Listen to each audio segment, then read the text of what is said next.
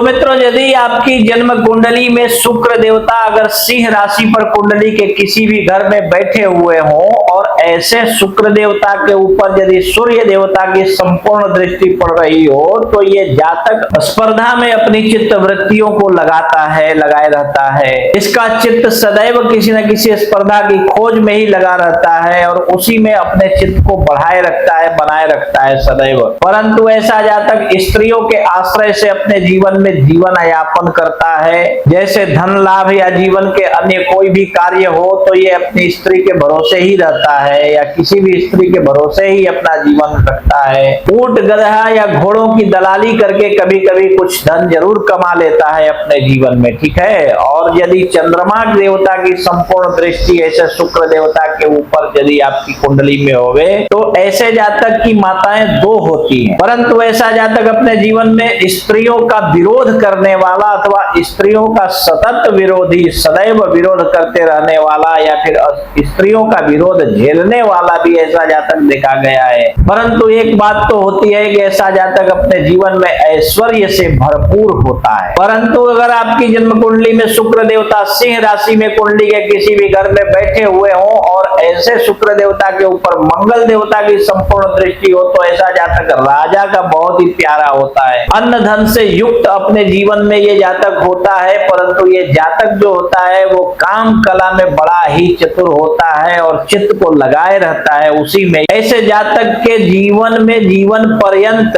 काम वासना समाप्त ही नहीं होती है और ये काम कला में बहुत ही चतुर भी होता है। अनेकों प्रकार के व्यसनों से भी युक्त ऐसा जातक देखा गया है। परंतु यदि बुध देवता की संपूर्ण दृष्टि पड़ रही हो तो ऐसा जातक धनवान होता है अपने जीवन में और धन संग्रह करने में ही अपने चित्त वृत्तियों को लगाए रहता है। चाहे जैसे भी हो, जिस तरह से भी हो, ये धन को ही कमाने में या फिर इकट्ठा करने में या धन को संग्रह करने में लगा रहता है, अपने चित्त वृत्तियों को लगाए रहता है। ये लोभी भी अपने जातक अपने जीवन में देखा गया है और ऐसे जातक के मन में कामुकता अत्यधिक होती है, इसलिए ये जातक अपने जीवन में सदैव अत्यंत बुरे विचारों से भी पीड़ित रहता है और अनेकों प्रकार की बुरी बुरी बातें किसी के बारे में भी सदैव सोचते और बोलते रहता है। परंतु सिंह राशि में बैठे हुए शुक्र देवता के ऊपर यदि गुरु देवता की संपूर्ण दृष्टि हो तो ऐसा जातक किसी राजा के यहाँ मंत्री हो सकता है अथवा सत्ता पक्ष से ये मंत्री पद को प्राप्त करने वाला व्यक्ति होता है। धन वाहन से सदैव सतत युक्त रहने वाला, अनेकों स्त्रियों और अनेकों पुत्रों के सुख से भी सुखी देखा गया है अपने जीवन में। अर्थात ये हुआ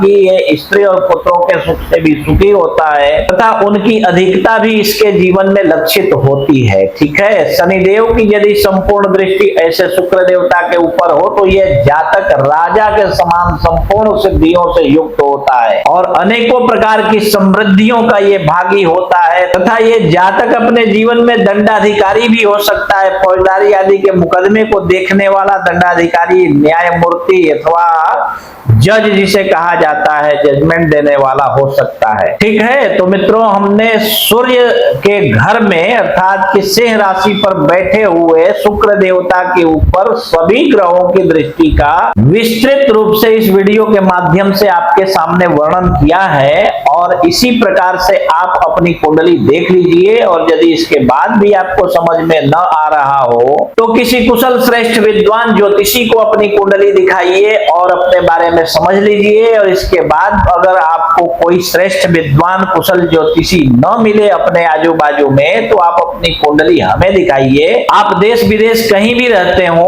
फोन पर ही आप अपनी कुंडली हमसे दिखा सकते हैं। फोन कीजिए और फोन पर ही हम आपकी कुंडली देख करके एक एक बात विस्तार पूर्वक बता देंगे, ठीक है।